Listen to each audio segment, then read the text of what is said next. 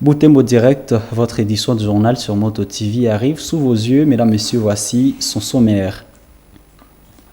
Les jeunes de Boutembo restent engagés à contribuer au rétablissement de la paix en République démocratique du Congo. Ils ont exprimé leur engagement ce vendredi 18 août au cours des activités commémoratives de la Journée internationale de la jeunesse, repoussée à ce jour pour des raisons organisationnelles. Adhésion massive des habitants de Boutembo, Beni et Lubero, sein du parti politique Debout la Patrie. Des cérémonies d'adhésion se sont déroulées ce vendredi 18 août 2023 lors d'une activité organisée pour cette fin. Les représentants du parti aux élections à venir ont été présentés officiellement à la population de Boutembo. Voilà tout pour les titres. Mesdames, Messieurs, voici l'intégralité de cette édition sur Moto TV. Les jeunes de Boutembo renouvellent leur engagement à mutualiser leurs efforts pour contribuer au rétablissement de la paix en RDC. C'était ce vendredi 18 août au cours des activités commémoratives de la Journée internationale de la jeunesse. Initialement prévue pour le 12 août, cette journée a été renvoyée à ce 18 août pour des raisons organisationnelles. Nelly Mwengesali et Luciana Moussiviroa nous en parlent dans ces reportages. Ce part et défilé que les jeunes de Boutembo, réunis au sein de différentes associations juvéniles, Aurélien Moutiri à la vallée de Kavaendi. C'est ici, dans cette vallée, qu'ils se sont réunis pour différentes activités culturelles.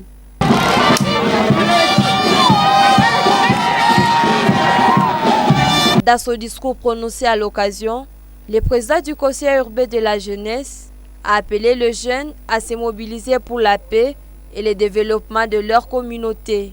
La paix et la sécurité représentent une reconnaissance sans précédent du besoin urgent d'engager des jeunes peace builders dans la promotion de la paix et la lutte contre l'extrémisme et positionne clairement les jeunes comme partenaires importants dans les efforts mondiaux.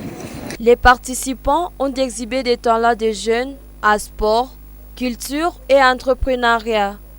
À travers cette activité, les jeunes ont été sensibilisés sur la paix et la lutte contre les antivaleurs.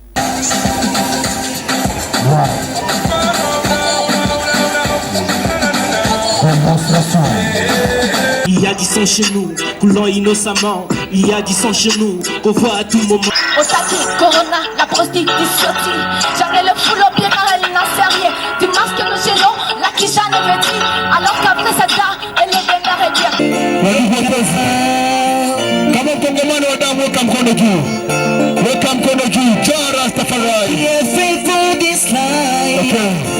L'organisation des jeunes a émis le vœu de voir l'autorité urbaine organiser régulièrement ce genre d'assises. Je apprécie, on a écouté des crânes, on a évité des affrontements. Ils ont fait des choses exceptionnelles que nous-mêmes, on n'a pas vraiment intervenir à propos. Disons merci à notre président de la jeunesse, Franck Roquetti, que Dieu nous bénisse pour faire de bonnes choses et à organiser des trucs comme ça, parce que la jeunesse aujourd'hui aime les manifestations. Toutes les activités vraiment sont appréciables parce que la jeunesse aime toujours être accueillie. Donc toutes les activités qui sont représentées et qui sont conduites dans l'activité, vraiment c'est très bien. Je remercie les présidents de la jeunesse de nous avoir organisé une telle activité. Je souhaite que ça ne soit pas la dernière fois car les jeunes aiment trop de telles activités culturelles. La Journée internationale de la jeunesse 2023 a été célébrée sous le thème « Compétences vertes pour les jeunes verts et monde durable ». C'est une journée instituée depuis 1998 par les Nations Unies pour promouvoir l'émulation de la jeunesse. Ce 18 août, pour célébrer leur journée, les jeunes de Boutembo ont participé à un culte d'action de grâce à l'église évangélique du rite africain et Ramoutiri.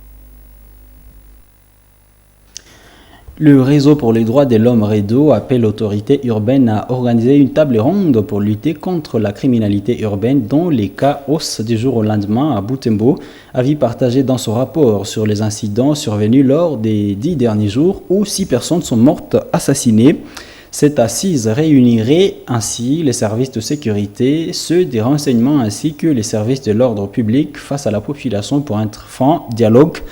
Et elle permettrait de discuter des vraies raisons de ce phénomène qui connaît de plus en plus de l'ampleur à Butembo. Maître Mouindo Assivignoa, coordonnateur du REDO, nous fait l'économie de ce rapport dans ce propos. À une période de 10 jours, plus de 6 cas d'assassinat.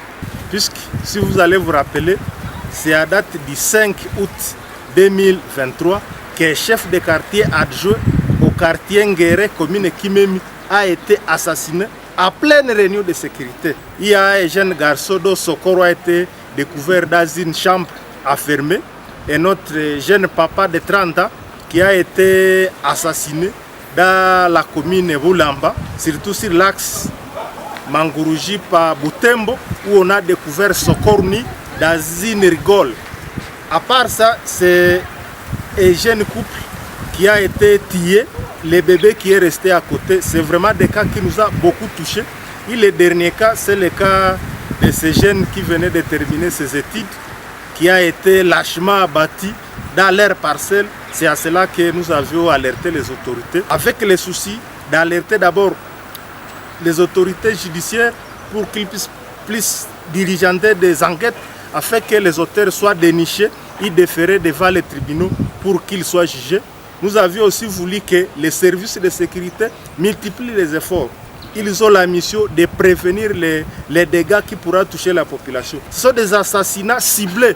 Vous constatez que les modes opératoires utilisés, ce n'est pas effet du hasard, mais aussi nous appelons la population à rester très vigilante. On a aussi demandé au numéro 1 de la ville, qui est le maire de la ville, de convoquer ou d'initier une table ronde, une assise où on pourra éviter certains leaders locaux pour qu'on puisse discuter par rapport à cette question. Et on pourra aussi proposer certaines solutions.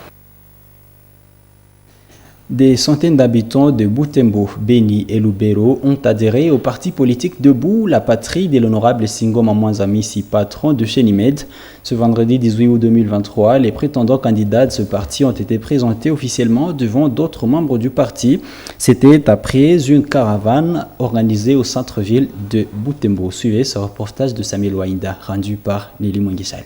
C'est ici au rond-point Monseigneur Catalico où les activités du Parti Debout, la patrie de l'honorable Singoma Mwanza-Missi, ont commencé. Plusieurs centaines de personnes venues des 4 coins de la ville de Butembo et d'autres du territoire de Beni et Lubero ont répondu présentes à cette activité. Sous le rythme de la fanfare, les partisans ont défilé sur la rue Président de la République, Ropwe Malumalu, et chuté au bureau du parti dans la rue Kinshasa, près de la CBK Kimemi. Ici, différents prétendants candidats ont été accueillis par les partisans de ces partis. En arrivant ici, ils chantent l'hymne national. S'en est suivi la présentation de tous les ambitieux un à un. Insécurité notoire. Tukienda kwa magrupu ane ni kwa sababu wanatuua sisi wataximene bila sababu. Niko kandida conseiller municipal na inakuwa kandida conseiller kunako commune Bulamba. Candidat ku députation provinciale. Niko nafa municipalité musheferi ya Bashu groupement Malio. Combattant.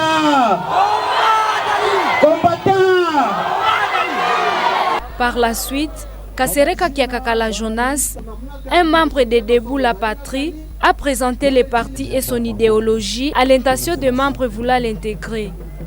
Munaona katika drapo tunakuwa na mti kabambi. Maana ya ile mti ni kusema sisi wanamemba wa Debout la Patrie tunarudia katika simplicite. Tunakamata tabia zetu za zamani, kutume zetu za zamani. Kama kuna shida, wazee wetu walikuwa naikala katika chini ya mti. Convaincus, plusieurs personnes ont adhéré au parti Debout la Patrie de l'honorable Singoma Mwanza-Missi Pas trop de chénimèdes, des pas de danse ont clôturé les activités de la journée.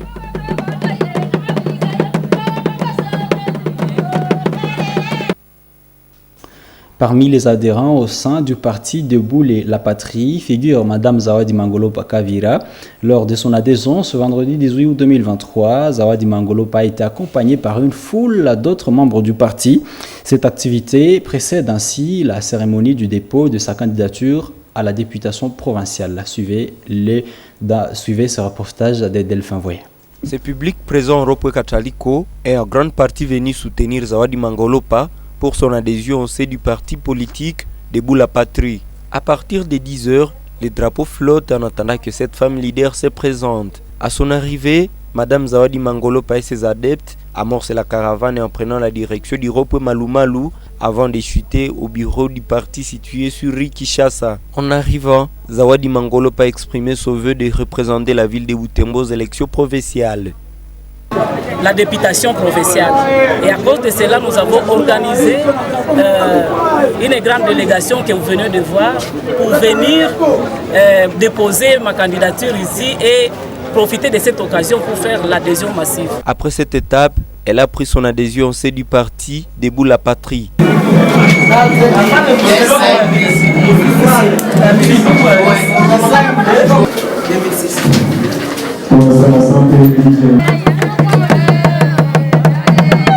Zawadi Mangolopa explique pourquoi elle s'est désolidarisée de son ancien parti pour une nouvelle adhésion. Elle appelle les habitants de Butembo à soutenir sa candidature.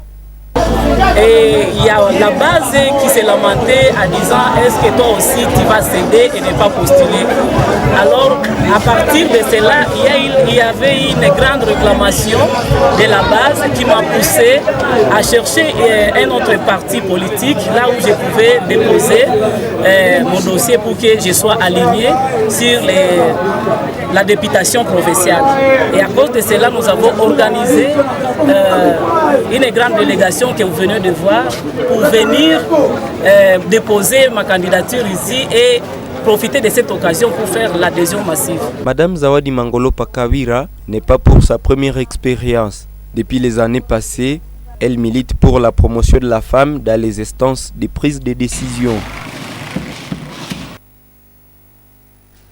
Quittons Butembo pour nous rendre à Goma, où des jeunes faisant partie des deux groupes des bandits qui opèrent en ville de Goma ont été présentés par les services de sécurité. Le premier groupe est constitué de 5 jeunes qui montent des scènes d'auto-kidnapping pour rançonner leur famille, tandis que la deuxième bande est constituée de vrais kidnappeurs qui opèrent dans la ville de Goma et environ. Des détails dans ce reportage de la presse du gouvernorat. Ils se croyaient prendre, mais c'est eux qui ont finalement été pris dans les mailles des services de sécurité opérationnelle en ville de Goma.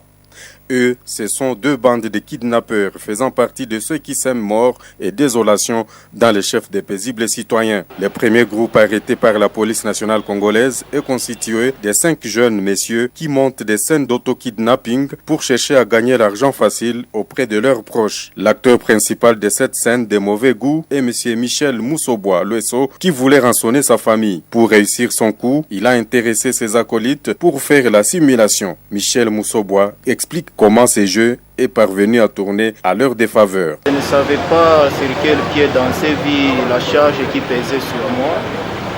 J'ai conçu l'idée de voir comment obtenir quelque chose auprès de ma famille. C'est un hélas et aujourd'hui on est là avec un grand regret. Nous ne savons plus comment faire. Vraiment je demande pardon. On a eu à recevoir en premier lieu un billet de $100. Maman avait déjà eu à déposer plainte au niveau du commissariat. Pour dire quoi?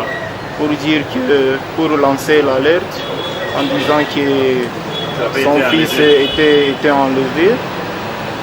C'est après que j'ai vu que mon frère était déjà à l'arrestation. Je me suis dit que ce n'était pas bon de rester dans l'ombre. Le deuxième groupe est celui des jeunes gens, vrais kidnappeurs, qui prennent en otage leurs cibles à Goma et dans les environs. Ces derniers ont été appréhendés par les agents des renseignements militaires, les mêmes qui ont également maîtrisé d'autres délinquants. Une dame victime de leur barbarie a témoigné avoir été extorquée à 3 reprises par eux. Le commissaire provincial de la PNC Nord Kivu, Edi Mukuna, s'est dit déterminé à traquer les criminels qui continuent à troubler la quiétude de sa population. Ces bandits laissent une très mauvaise image de notre ville dans l'opinion publique. La police, les forces de défense et de sécurité sont à pied d'œuvre pour éradiquer tant soit peu la pratique des kidnappings dans la ville de Goma. Notons que des cas d'enlèvement et d'autres formes de crimes sont devenus fréquents en ville de Goma. En revenant à Butembo, parlons d'une page socio-économique. Un prélude de la journée mondiale de la photographie célébrée chaque 19 août. MotoTV s'est rendu dans une maison de shoot, la maison LG, une entreprise tenue par un jeune homme d'une vingtaine d'années. Exerçant depuis 7 ans, César Veouko gagne sa vie grâce à la prise de vue en dépit des difficultés rencontrées qui mettent en mal ce travail, telle l'instabilité du courant électrique. Un reportage d'Eugénie Moussivirois et Croyante Viamba. Ici, LG Photographie, un studio shoot situé près du repos Soficom, une entreprise de César Viouko. La photographie est sa passion, il l'a fait depuis son jeune âge. Pendant ce temps, il travaille avec dévotion pour rendre un service impeccable.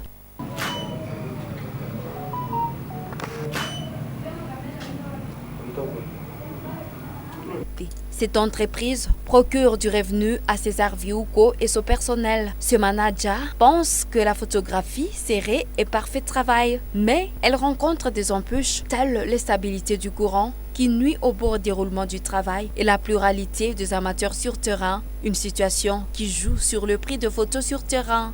La difficulté qui est majeure ces derniers temps était celle du courant NK. En fait, le courant NK, les coupures régulières du courant NK nous mettaient en conflit avec la plupart de nos clients parce qu'on travaillait, mais on ne remettait pas les éléments en temps opportun. C'est comme ça que beaucoup de clients nous prenaient pour des farceurs parce qu'on ne finissait pas vite leur travail. C'est le problème du prix. Pour quelqu'un qui se met pour un travail bien fait, il veut aussi être bien rémunéré comparativement à quelqu'un qui n'est pas professionnel, qui est amateur en fait. C'est aussi une difficulté que l'on a toujours rencontrée. Il est possible que photographe ait une voiture, mais ça dépend du milieu, comme vous le disiez. Il y a des milieux où, quand on donne le prix, il comprend qu'il doit vraiment te payer. Mais il y a aussi les gens qui aiment beaucoup marchander. Alors quand ils sont en train de marchander, toi tu prévois que si on me paye comme ça dans cette activité, parce que j'y ai mis autant de matériel, je suppose que là j'aurai autant. Mais quand ils veulent marchander, alors là ça nous met en difficulté parce qu'on ne peut pas aussi travailler seul, on a toujours une équipe, cette équipe doit être aussi payée. Autre part, la photographie exige de s'actualiser à tout moment à cette époque du modernisme, ce qui coûte du matériel de qualité. Pourtant, elle n'est pas assez rentable dans le contexte de Butembo. Par-dessus tout cela, vient la concurrence. J'y vais dans des contrats journaliers. Donc je n'ai jamais essayé pour aller vivre par exemple et travailler beaucoup de temps. C'est comme par exemple la semaine ici j'étais à Beni pour 4 jours.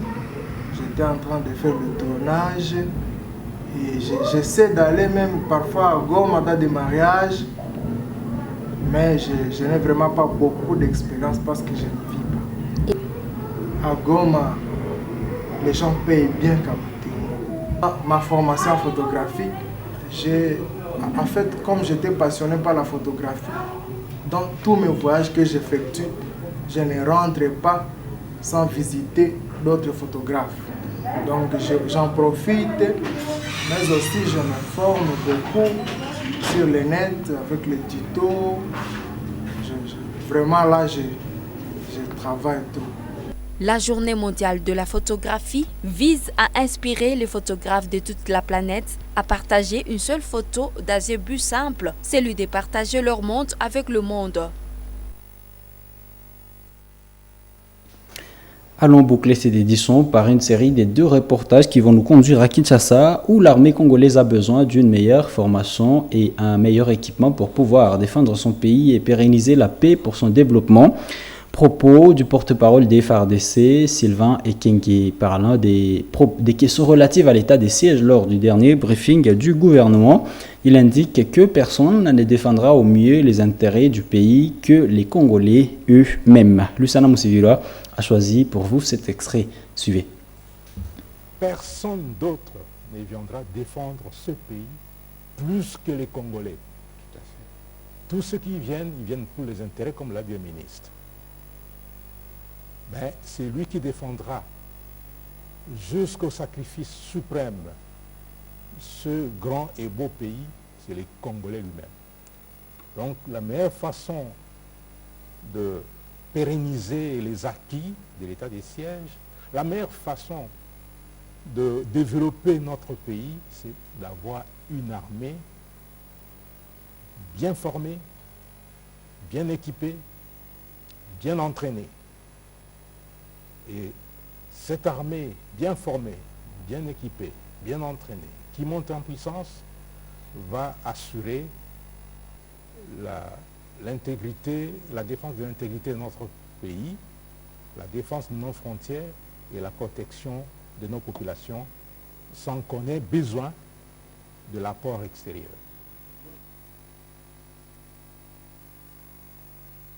Le chef de l'État Félix-Antoine Tshisekedi Tshilombo a rendu solennellement le bâton de commandement de la SADC à son homologue angolais Joao Lourenço. Les cérémonies se sont déroulées jeudi 17 août à Luanda, la capitale angolaise, une activité organisée dans le cadre de la 43e sommet de chefs de l'État et des gouvernements de cette organisation régionale. Suivez ce reportage que nous avons piqué de la RTNC.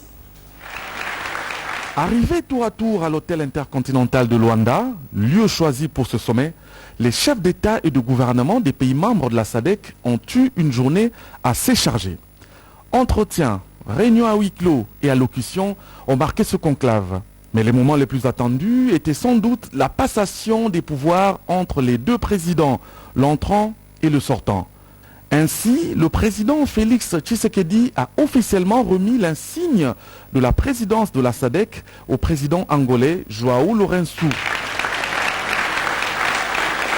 À vous, chers frères, Joao Manuel Gonçalves Lourenço, président de la République d'Angola et président entrant de la SADC, au moment où je vous cède le fauteuil de la présidence de la Communauté de développement de l'Afrique australe, je suis convaincu que notre programme de développement régional atteindra de nouveaux sommets.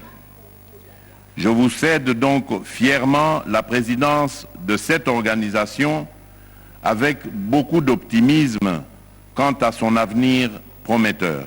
En guise de bilan de son mandat, le président Tshisekedi a salué la mobilisation de la SADC pour faire face aux défis sécuritaires dans l'Est de la République démocratique du Congo. Cette mobilisation s'est également ressentie dans la décision courageuse prise par la communauté lors du sommet extraordinaire de la Troïka de l'organe de la SADC le 7 mai dernier à Windhoek, en République de Namibie, et aboutissant sur le déploiement de la mission de la SADC en République démocratique du Congo, SAMI-DRC en sigle, pour soutenir les efforts actuellement engagés par le gouvernement de la République démocratique du Congo dans la lutte et la neutralisation des activités du groupe terroriste du M23 et des autres groupes armés qui opèrent dans la partie orientale de notre pays. Comme vous le savez si bien, la résurgence dans la province du Nord Kivu du groupe terroriste du M23, soutenu par le Rwanda, a engendré de graves violations des droits de l'homme et du droit international humanitaire. Le chef de l'État a rappelé les conséquences tragiques de la crise sécuritaire dans l'Est de la RDC. Le peuple congolais, dit-il, garde tout de même cet espoir et cette confiance en la capacité des FARDC, Forces armées de l'RDC, à venir à bout de l'ennemi. Le président Tshisekedi souhaite par ailleurs que l'appui annoncé de la mission de la SADC en RDC soit tout aussi déterminant et efficace que le soutien apporté aux forces armées et de défense du Mozambique. Après ce 43e sommet, rendez-vous en 2024 pour la prochaine rencontre. Mesdames, Messieurs, c'est la fin de cette édition du journal sur Moto TV. Je vous souhaite à toutes et à tous bon week-end.